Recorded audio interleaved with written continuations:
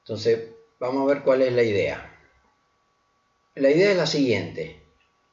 Vamos a empezar con la parte de evolución y genética y luego vamos a pasar al algoritmo genético. Bueno, a partir de la formación de la Tierra, aproximadamente 1000 millones de años más tarde, aparecen las primeras células, las procariotas, y mediante mutaciones, cuando se hacía una copia de esa misma, mediante mutaciones teníamos pequeños cambios.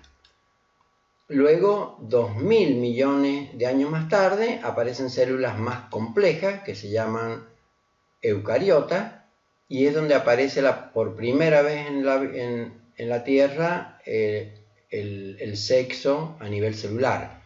Entonces acá, en vez de ser una sola célula que se multiplica, que se divide en dos, tengo dos células compatibles pero distintas, y a partir de dos células distintas aparece una nueva célula. Es decir, a partir de un padre y una madre aparece un hijo. Entonces aquí aparece, además de las mutaciones, el concepto de entrecruzamiento, que explicado en forma simplificada significa que el material genético que va a tener este hijo va a ser un entrecruzamiento, o sea, parte del material genético del padre y parte del material genético de la madre.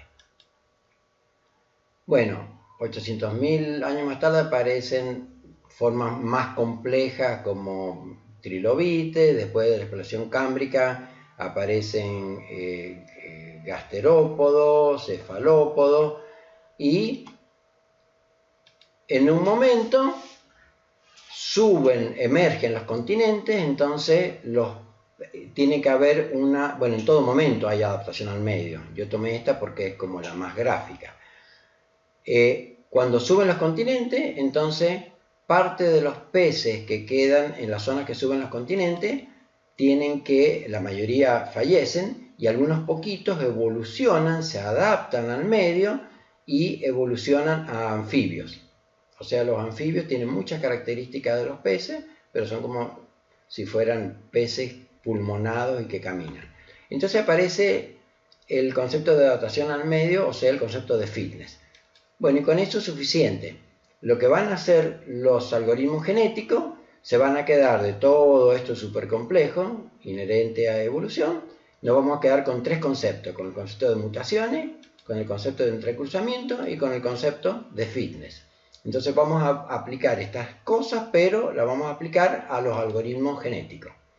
Bien, esta función, creo que les había comentado, si no se los digo rápidamente, estos se llaman, depende de en qué área, tienen distintos nombres. En matemáticas se llaman curvas de nivel, en economía curvas de indiferencia. Bueno, ¿cuál es el concepto? El concepto es que todos estos puntos de este círculo tienen exactamente la misma altura, o sea, tienen altura 8, serían los que están más al medio. Todos estos tienen altura 6, hasta que estos que están en la periferia tienen altura 2, porque son los como más bajitos. Entonces, estos puntos, x1 y 1, x2 y 2, etc., serían, en algoritmos genéticos se llaman individuos. Acá es como si fueran pescaditos que se consideran más evolucionados mientras más al centro están, porque esta altura la asocian al fitness. Y entonces, ¿cómo funcionan los algoritmos genéticos? Lo que hago es, en genética sería tomar el material genético o la información de este y este, por ejemplo, y hagamos de cuenta que se enamoran, generan feniletilamina, la hormona del amor, hacen el amor, hay mutación, entrecruzamiento, y sale un hijito que en este caso salió más hacia el centro, o sea, con altura 6. Mientras que estos dos, o sea que hay un X5 y 5 que sería el hijito. A partir de estos dos, yo tomo una combinación numérica que más tarde la vamos a ver con más detalle. Combino estos números con estos números, y a partir de ahí voy a utilizar mutaciones y entrecruzamiento, ya vamos a ver cómo, y sale en este caso un pescadito más para el lado de la periferia. Entonces, ¿qué es lo que hace el algoritmo genético? todo lo que es mutaciones y entrecruzamiento sucede en el plano, o sea, sucede con los X sub Y, los Y sub Y. Mientras que el concepto de adaptación al medio fitness tiene que ver con la altura, o sea, tiene que ver con la evaluación de esta función en este punto. Esta altura me da el fitness para este pescadito, este tiene altura 6, este tiene altura 2, etc. Y ese es el fitness. Entonces, ¿qué es lo que hace el algoritmo genético? Lo que hace es, una vez que los padres han tenido hijos, ahora lo que hace para la próxima generación, para conservar la misma cantidad de individuos, es descartar los X sub Y e Y sub Y que tienen fitness bajo. Es decir, por ejemplo, este tiene fitness 1, se quedó demasiado acá a la orilla, y entonces, ¿qué es lo que hace el algoritmo genético? Lo desconsidera, estos se mueren, chao, se va, esta se queda sin el marido, sin los hijitos, qué sé yo, pero no se desespera porque otro más evolucionado le tira onda y acá vuelven a tener un hijito. Y entonces esto, a medida que transcurre el tiempo, como voy descartando los de menos fitness, cada vez esto se va acercando, ¿de acuerdo? Ahora les voy a mostrar un programita en MATLAB que hace esto. Entonces, en esencia, lo que está ocurriendo es que a medida que va transcurriendo el tiempo, estos individuos están cada vez más cerca del centro hasta que llega un momento que el algoritmo detecta que el fitness no está subiendo más y para la ejecución y encuentra el máximo, ¿ok? Ahora lo vamos a verlo funcionando. Ven entonces ahí, vamos a ponerlo al principio. Entonces empieza con una población que va a empezar solamente en este cuadrante, ¿está bien? En este pedacito, o sea, lejos del centro. Y a medida que evolucione van a ver cómo de a poco estos individuos se van moviendo hacia el centro y vamos a ejecutarlo para que lo vean. Y una vez que ya no suben más, el algoritmo detecta, ven ahí empieza un individuo, otro individuo, otro individuo. Entonces, ahí el algoritmo, fíjense cómo va a intentar llevarlos hacia el centro.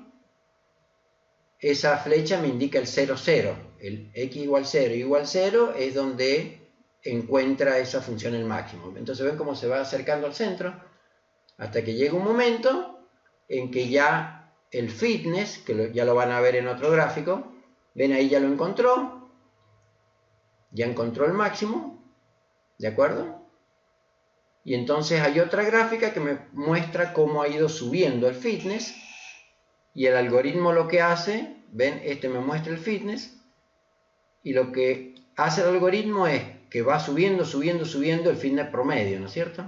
El promedio de los fitness de todos los individuos y llega un momento en que ya prácticamente no aumenta más. Entonces cuando llega a este estado y veo que no aumenta, entonces me detengo y asumo que ya encontró el máximo, ¿de acuerdo?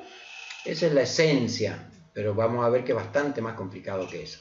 Bien, pero creo que esto sirve para mostrar en un principio cuál es la filosofía de estos algoritmos genéticos. Bien, vamos entonces a relacionar ahora redes neuronales. Todos estos programas, al que quiera, después se los paso, si quieren curiosear y cambiarle el paso con el que avanza o lo que sea, el que quiera se lo puedo pasar. Bien, entonces ahora pasamos al segundo punto. ¿Cuánto llevamos? 9 minutos, perfecto. Pasamos al segundo punto y vamos a relacionar redes neuronales con genética, con esta idea que acabamos de ver, y lo vamos a relacionar con impermanencia. Vamos entonces al segundo punto, que es redes neuronales, genética e impermanencia. Bien, en el caso de las redes neuronales, dijimos que la suposición de que creemos que podemos cambiar poco nos termina haciendo cambiar poco, ¿no? Y si no tenemos en cuenta esto de que tenemos 10 a la 14 conexiones y que hay mucho espacio para cambiar, esta suposición, digamos que nos cierra, ¿no? Entonces creemos que podemos cambiar un poco y en realidad estamos reprogramando nuestras redes neuronales todo el tiempo, para bien o para mal. Ahora mismo ustedes están cambiando sus conexiones. Entonces, ¿se acuerdan cuando habíamos visto imágenes como esta? Me activaban las redes neuronales con compasión, con un cierto sentimiento. Después aquí cuando los gemelos los separan y se miran por primera vez frente a frente, esto les puede causar como también mucha emoción y entonces se activan partes emocionales del cerebro.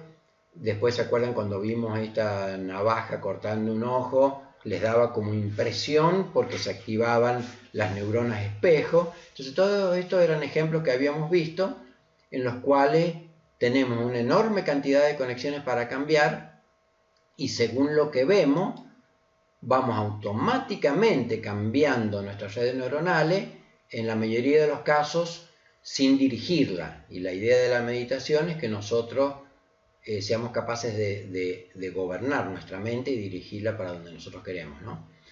Bien, esta idea tiene un correlato en la parte genética.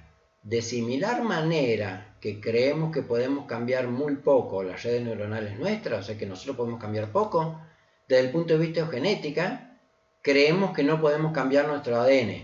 Han escuchado varias veces la frase, bueno, es que es mi ADN, no, yo no puedo cambiar. Entonces, surge la pregunta, así como estamos reprogramando nuestras redes neuronales todo el tiempo, que ya creo que ya quedó bastante claro, ¿estamos reprogramando nuestro ADN todo el tiempo? ¿Para bien o para mal? Bueno, esto es lo que vamos a ir viendo en lo que sigue. Bueno, primero, ¿qué es la genética?